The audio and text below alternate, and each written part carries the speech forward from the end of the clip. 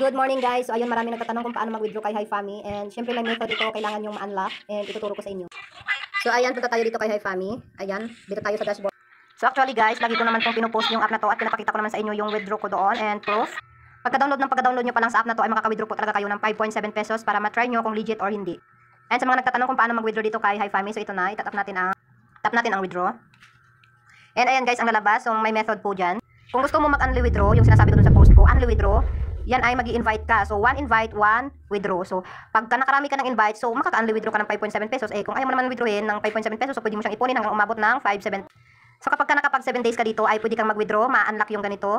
And kapag naka 30 days ka naman dito, ay pwede itong ma-unlock and then pwede mo siyang withdrawin. So, depende sa inyo kung wi-withdrawin nyo yan. And ang pag-withdraw po ay, papasok po siya ng 24 to 72 hours. Kaya huwag kayong atat na papasok agad-agad yung na-withdraw nyo.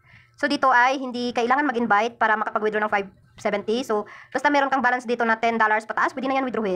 And nahihirapan yung iba sa pag-withdraw dahil hindi nila nakiklik yung bilog doon eh. So, ito, itatap lang natin to kunwari, ito. Pag gusto nyo ng withdraw. So, ayan, pipili kayo kung GCash or PayPal yung gagamitin nyo. Then, type nyo lang yung number nyo or ano dyan ang, para ilagay nyo dyan. So, dapat kapag nag-withdraw ay pipindutin yung bilog na andyan, yan, para maging confirm. And kung gusto mo makita na successful na yung withdraw mo, ay dito mo siya makikita. Pindutin lang yung record. Then, kahapon ay nag-withdraw ako ng 11.4 pesos kasi hindi ko alam kung paano nagkaroon ng invite yun. Basta nakalagay ng dalawa. So, dalawa yung ano ko na i-withdraw. Yan yung na-withdraw ko kahapon dito sa dami account ko. Ito yung account ng anak ko. Ginamit ko siya. And dito mo rin makikita yung mga na-i-claim mong sa red packet.